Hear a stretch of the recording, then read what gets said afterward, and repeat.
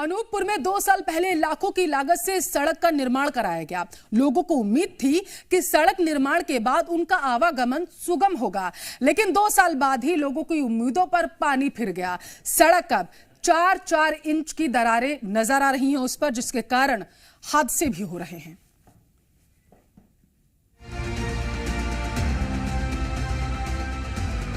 ये जो तस्वीर आप देख रहे हैं, ये कोई प्राकृतिक आपदा की नहीं, बल्कि ये भ्रष्टाचार की वो तस्वीर है जो कुछ समय बाद सबके सामने आ चुकी है। हालांकि कोशिश बहुत की गई कि ये तस्वीर लोगों के सामने ना आए, इसीलिए तो इस पर टामर डालकर सड़क को भरने की कोशिश की गई, लेकिन सच्चाई आखिर सामने आ ही जाती है।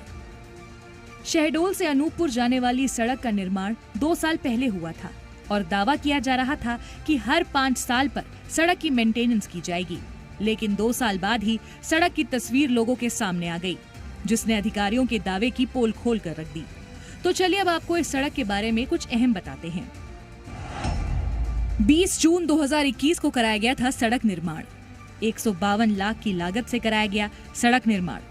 2 साल बाद सड़क में पड़ी 4 इंच की दरारें। अमलाई, चचाई, अनूपपुर जिले को जोड़ती है सड़क। सड़क में दरार के कारण हो रहे सड़क हादसे। मामले में MPRDC के SDO मुकेश बेले का कहना है कि सड़क निर्माण का काम अगले सप्ताह से किया जाएगा। आपने जैसे बताया, अनूपपुर अमलाई चचाई रोड में परसवार के पास जो क्रेक आया, 1 सप्ताह के अंदर में भर दिया जाएगा। अधिकारी भले ही एक बार फिर की बात कह रहे हैं, लेकिन सवाल ये कि 152 लाख की लागत से बनी सड़क की हालत ऐसी क्यों, और आखिर कब मामले में जिम्मेदारों पर कार्रवाई होगी। ब्यूरो रिपोर्ट, जी मीडिया।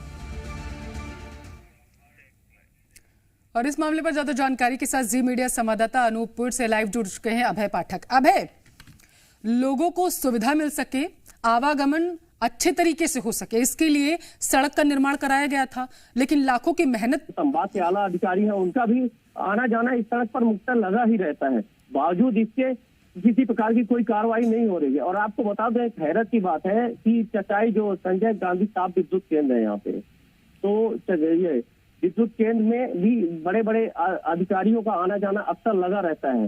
कई बार इसकी शिकायत भी जो राहगीर हैं और आसपास के लोग हैं प्रशासनिक अधिकारियों से भी कर चुके हैं, जनप्रतिनिधियों से भी कर चुके हैं। और सबसे बड़ी बात जो है, तो यह बिसाहू लाल सिंह जो मध्य प्रदेश शासन में खाद्य नागरिक आपूर्ति मंत्री हैं, उनका गृह जिला है अनूपपुर।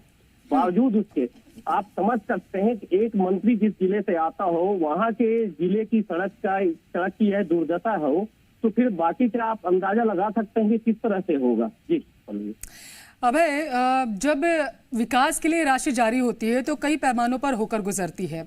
अब इसमें लापरवाही किसकी मानी जाए, अधिकारियों की या फिर उस ठेकेदार की जिसको ठेका दिया गया था सड़क बनाने का? देखिए, अगर जहां तक अपन लापरवाही की बात करेंगे तो लापरवाही प्रशासनिक अधिकारियों की है ही, साथ में ठेकेदार की भी है। क्योंकि जिस समय सड़क बनाई जाती है उसी समय उसकी गुणवत्ता की परख होनी चाहिए कि कितनी मजबूत है और इसकी अनुमानित लागत क्या है, उसके आधार पर यह सड़क बनाई गई है या नहीं बनाई गई है। तो ये देख रेख की जिम्मेदारी प्रशासनिक अधिकारियों की बनती है। प्रशासनिक अधिकारी भी अपनी मिली जुली साठ गांठ से ठेकेदार को जो है तो तय देते हैं कि हीला हवाली करे और पलीता लगाए।